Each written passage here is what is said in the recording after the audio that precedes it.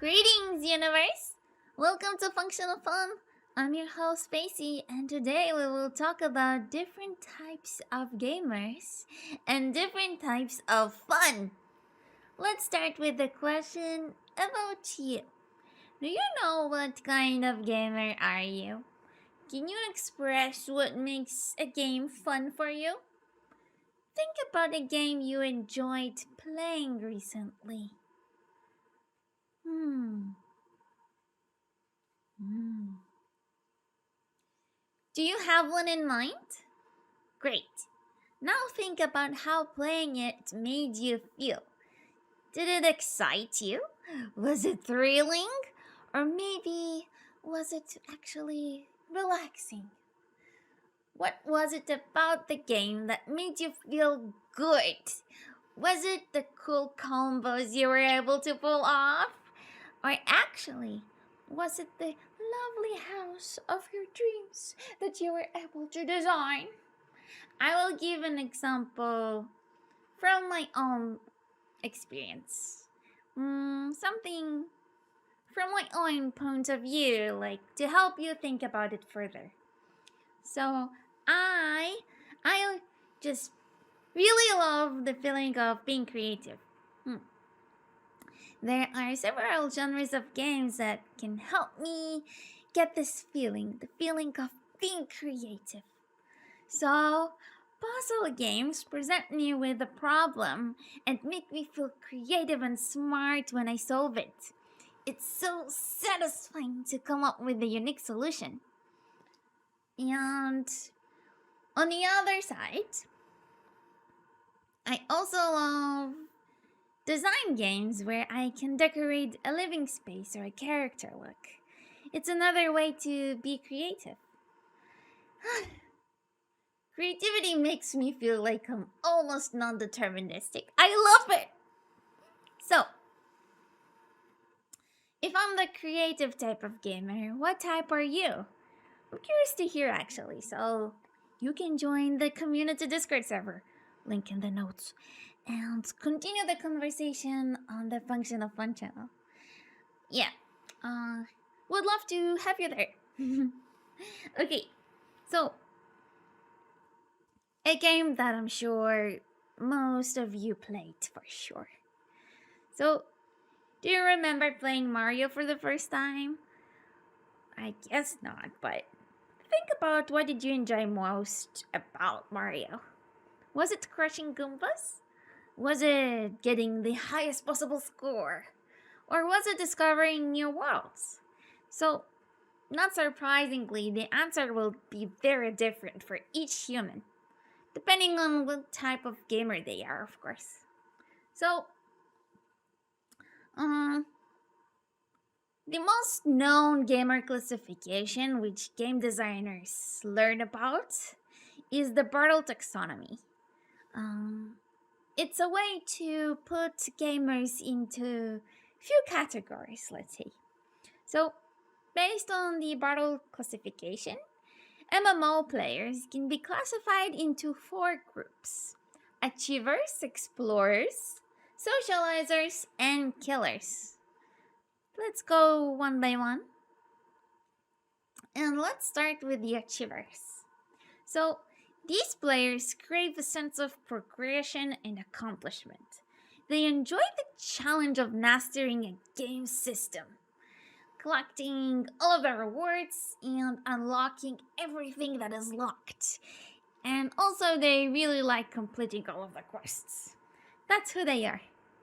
The Achiever's playstyle will be more focused and goal oriented, I would say.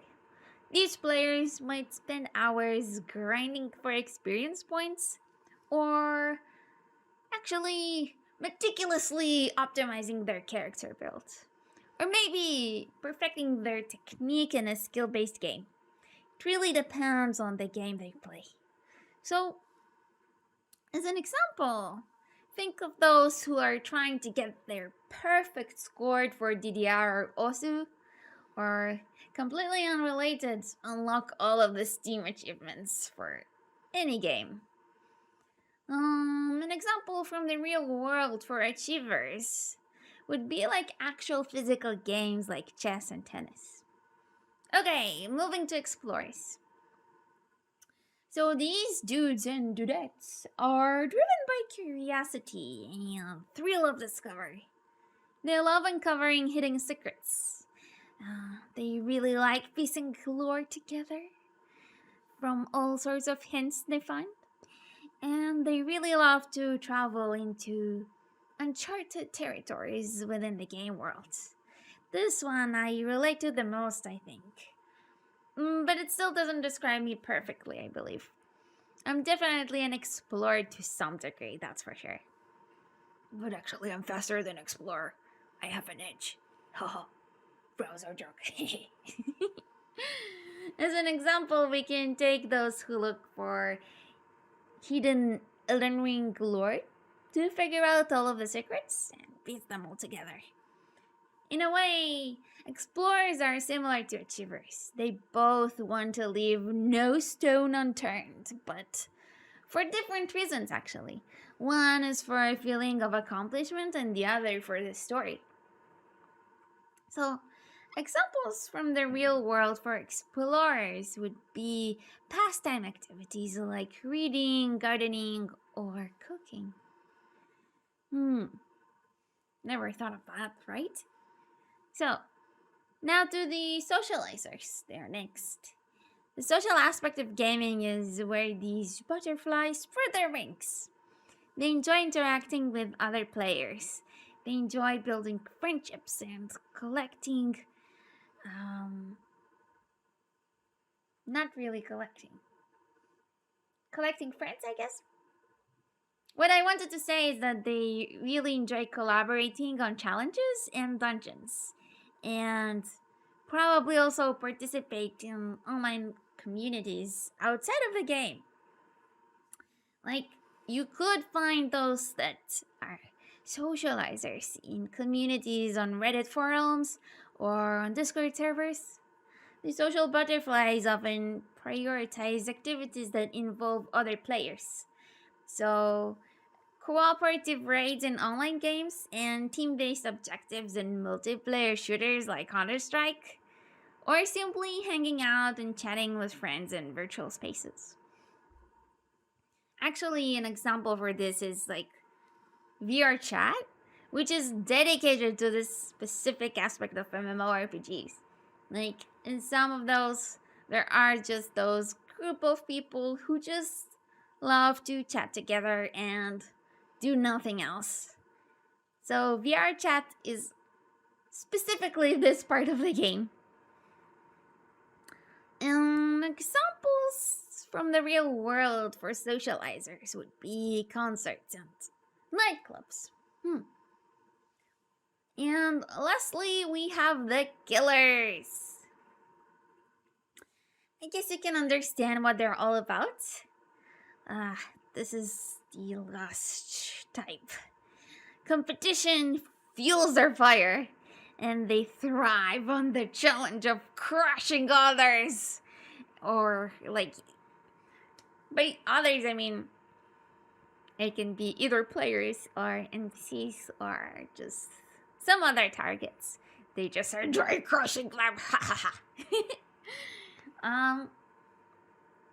So they like dominating leaderboards and achieving strategic victories. They're your super competitive friends who are mastering the game's mechanics, and they develop their own winning strategies. They enjoy outsmarting and outmaneuvering their opponents. That's what they're all about. So, just like socializers, they enjoy multiplayer games. But while socializers have fun from the team dynamic, the killers will enjoy the opponent dynamic. So, all esports games can be great examples here, like League of Legends and the game Counter-Strike. Examples from the real world for the killers would be paintball, which is a shooter but in real life, but non-lethal, and fishing, which is supposed to be like somewhat relaxing, but I guess you can do it in an intense way, too. So, humans are complicated creatures, and they can take part in multiple groups at the same time. So, don't worry if you don't feel like one of those fits you perfectly. I'm with you on that one. So I am probably somewhere between the explorer and the achievers. Somewhere in between those two. What about you? Yeah, so for example, you can be a killer type, strive to be the best, and be competitive about it. But at the same time, you can also be an achiever and aim for the perfect score when you're rising to the top. So, based on Bartle's taxonomy, we have two scales.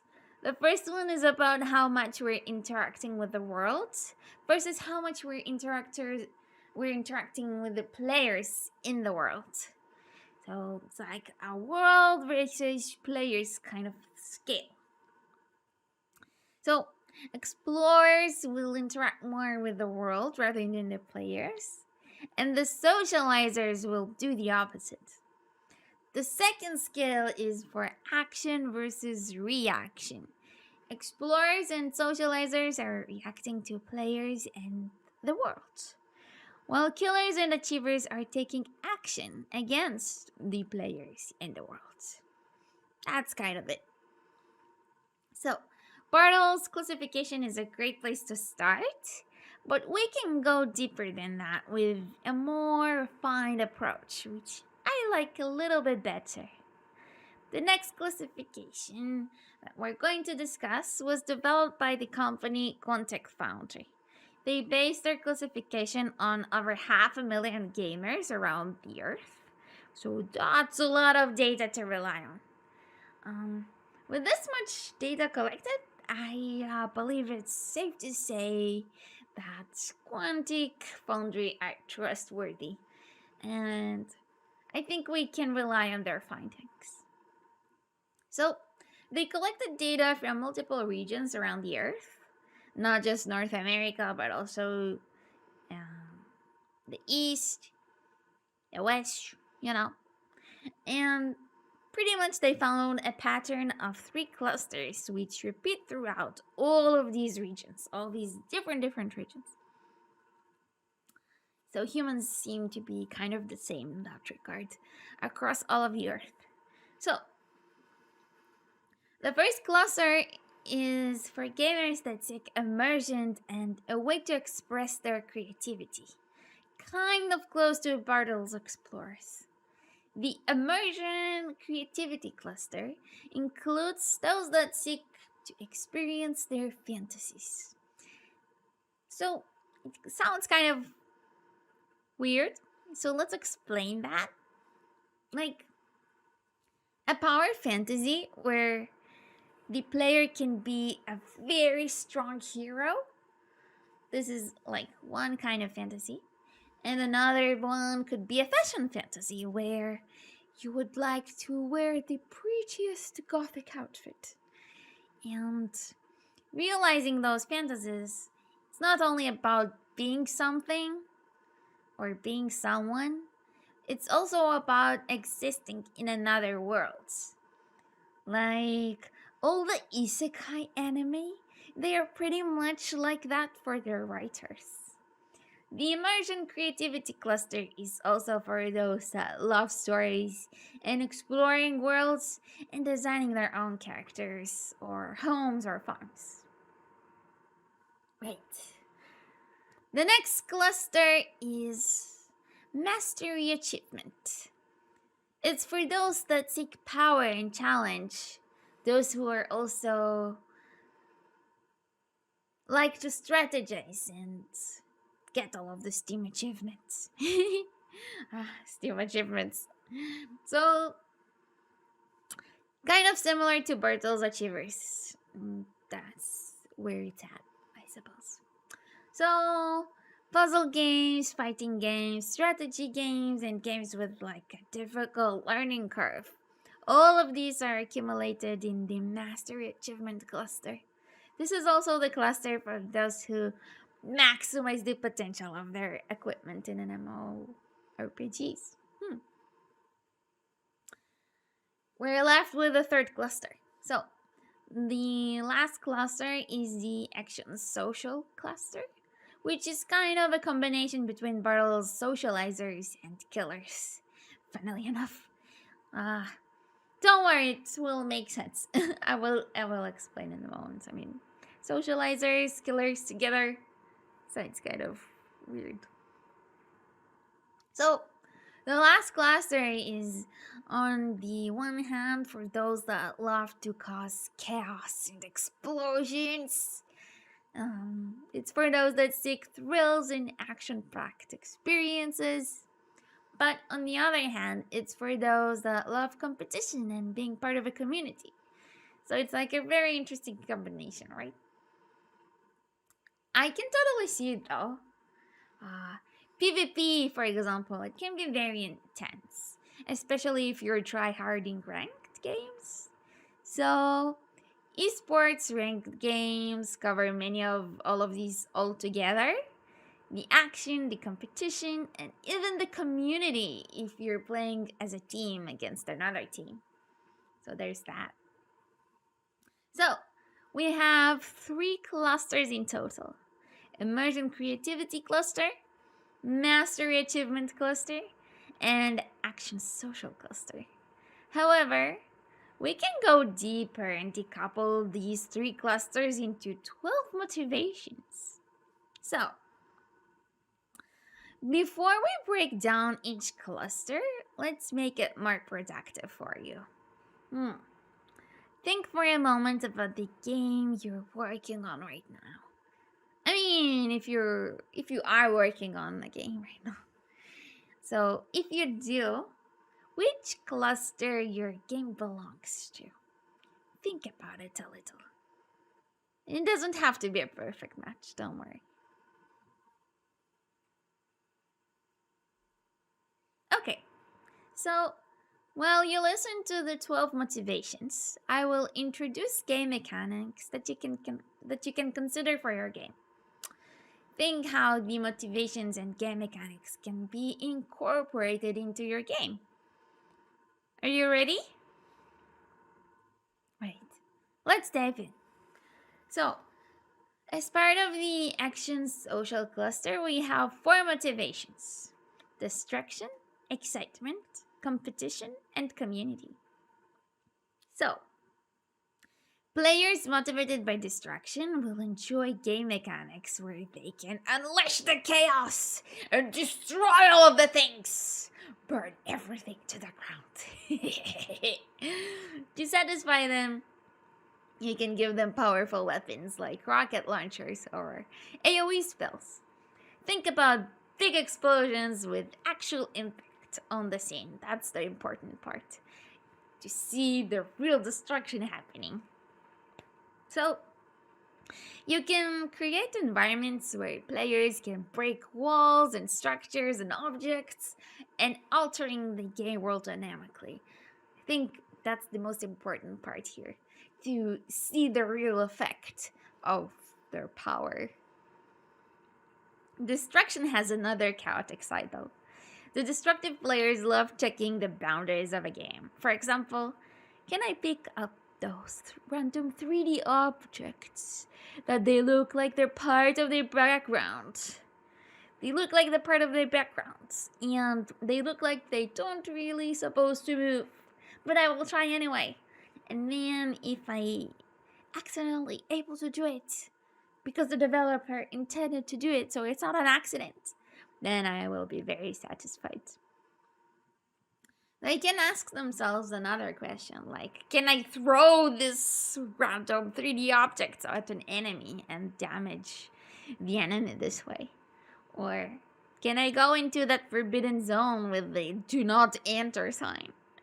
You can sprinkle stuff like that into your game to satisfy the chaotic ones. I think I have some chaos in me. Just a little bit. So, players motivated by excitement, which is our next motivation, will thrive on fast-paced gameplay and unexpected surprises. They will usually enjoy time-based challenges where they have a race against the clock. Since they love surprises, some careful, very, very careful addition of RNG, I mean random number generation, if it's careful enough, it can also do the trick for you. But be careful with the randomness. It has to be properly tested and balanced out. If you're considering random drops or random events happening during the gameplay loop, be sure to design many different types of them so they can still feel fresh for a longer period. To satisfy excitement, there should be a significant difference from a moment to the other moment. So, significant difference can be achieved by visual, sound, and player statistics like what is their current speed, what is their current health, or anything else that you have in your game. It really depends on the gameplay and the mechanics that you already have. Players motivated by competition will love leaderboards and ways to compare their success with other players. So, even if your game is a single player, you can make it easy to publish the score and the achievements that they have on social media. If you make it easy to share and publish these kind of stuff, you let them be braggy about their success and how good they are at your game.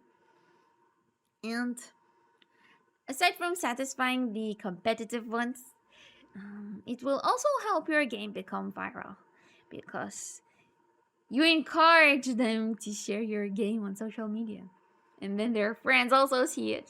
And then it's like a cool chain effect. So, players motivated by community, which is our next motivation. These players will love dungeons and challenges that can be accomplished together with friends. You know, like your typical raids and other like party-like activities.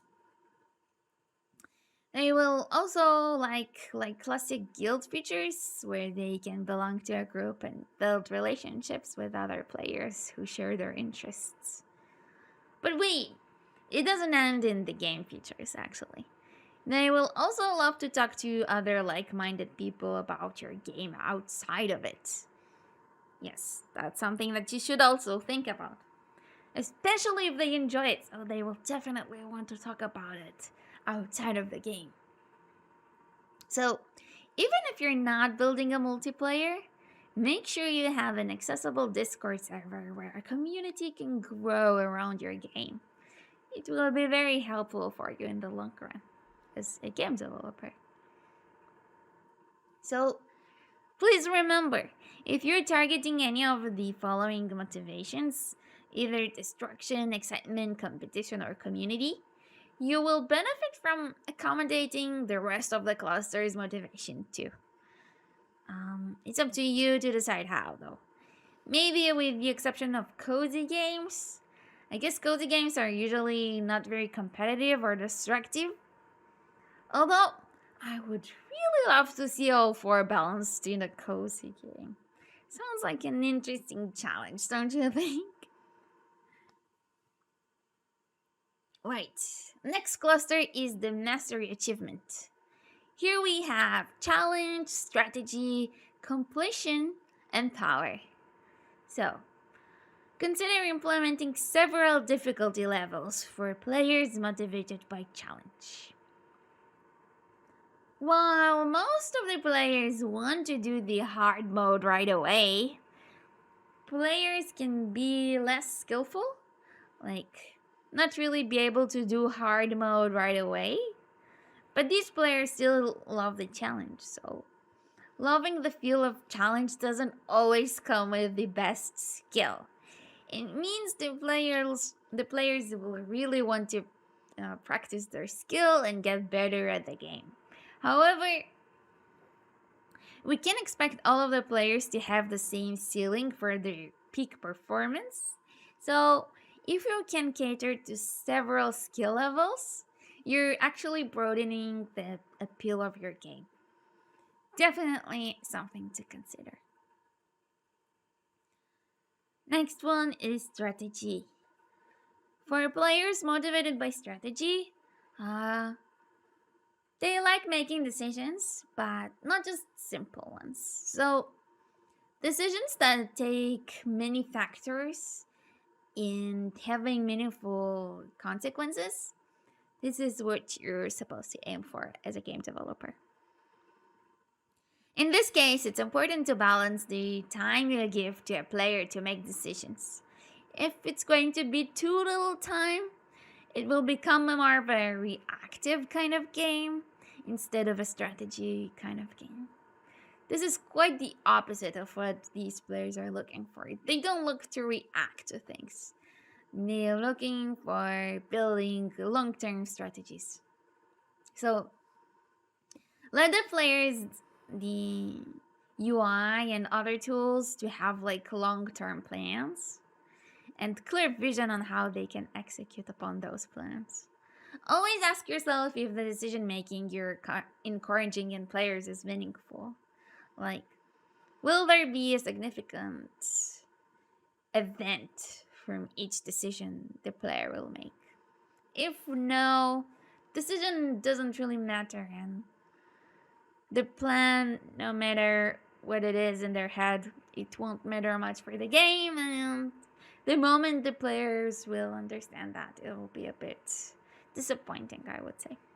So yeah, significant consequences for significant decisions. Remember that. Next ones are the completionists. Well, they are relatively easy to satisfy. They will love quests and they will love clear objectives and collectibles. They can be like Easter eggs scattered across the game world. Oh yeah, and also they really like Steam achievements. Do not forget the Steam achievements. To trigger the completionist curiosity, you need to have a clear UI, which makes it easy to understand how far the player is from achieving a goal. Think about appealing ways to show percentages of completion, for example. Like 5 out of 6 magical seeds to collect, or 92% quest completion, or 100% achievements unlocked. Woo! So, the objectives should be understandable right away. They will be like a hook for these types of players. Also, checking progress for each objective should be a click away from the player, if at all. Maybe you can just shove it into the screen and it's fine. So, the hook will be there, easy to notice. That's very important. You know, you need to grab their attention somehow. Next one is power. The power-driven players will love a leveling system with a character progression where they can choose skills and upgrades. They will also love rare and powerful loot items as like rewards for challenging quests. So, to satisfy power, unlike destruction, you can't give them all the skill points right away. Because what truly matters here is the journey towards getting the power into power. That's what they care about. The progress, you know? So the road the player takes, the time it takes to get the awesome abilities, all of these matter to them and make them all the more engaged in the game. If they seek this power, but they can't just get it. They need to work hard for it, you know? It has to feel earned. So remember, if you're creating either a strategy game or a skill-based game, so any of those, it's worth also satisfying the completionists and those that seek power.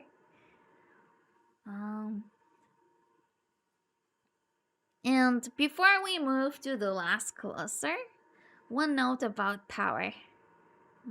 It's really important, so please listen. Quantic Foundry, the company that figured out this motivations grouping, they found out that power acts as a bridge between the mastery achievement cluster that we discussed now and the action social cluster we discussed previously. This means you can definitely consider power as something that can be in your game, even if it has the competition, excitement, and community and destruction. Yes, so definitely consider power for both of those clusters. Now for the last cluster, which is the Immersion-Creativity one. Here we have fantasy, story, design, and discovery. I think I'm part of this one. I think I fit the most for the Immersion-Creativity one. Okay. So, fantasy-oriented players either want to be someone else or want to exist in a different world. So, game mechanics for immersion to consider would be character customization to allow players to represent themselves as the way they wish to be. And also, building a rich and believable world to explore and feel like you're a significant part of it. That will be really awesome as well. But also, it kind of sounds expensive to implement. So, keep this one in mind. It doesn't mean the world has to be big and really expensive to make, to feel like it's real and to feel like it's rich. World building can be done through notes and Easter eggs that players can choose to find and read. So, doesn't have to take a lot of resources from you. If you have a story to tell that lives 24/7 in your head rent free, but you find yourself maybe daydreaming about it, if there is a story like that, it means it's a perfect candidate for your game. The story motivated players will love it too, I'm sure. If you don't have a story like that in your head, then there's another trick to try.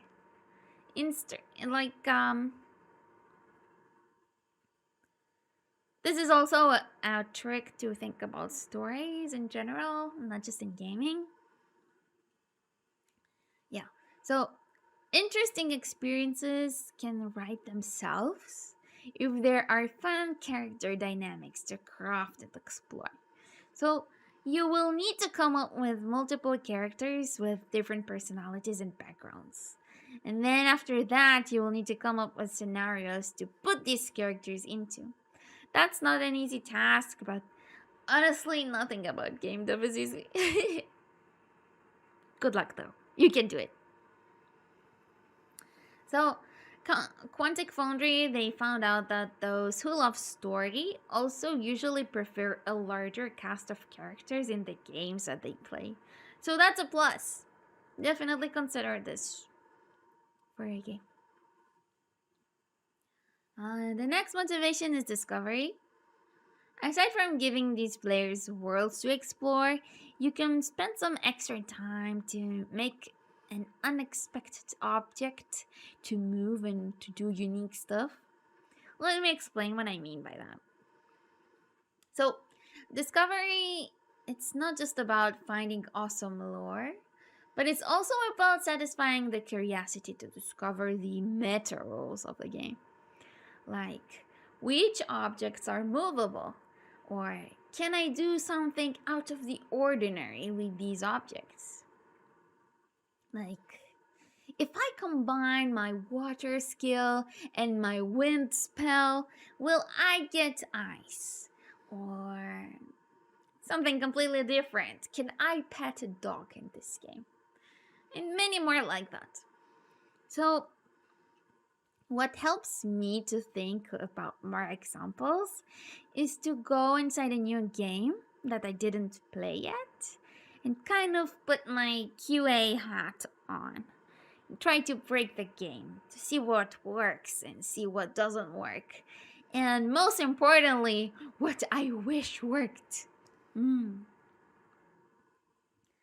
very last one is design. Design focused on players that seek to express themselves and customize. So, game mechanics for creativity can be, as you can expect them to be, really. You would want to let players personalize their characters, their houses, their vehicles. But on the other hand, you can let them customize their own skill tree too. Like, let them choose the skills they want to improve and reward them for going off meta. Yeah. One more thing to remember. All of these four motivations work really, really well together to satisfy any of the Immersion-Creativity players.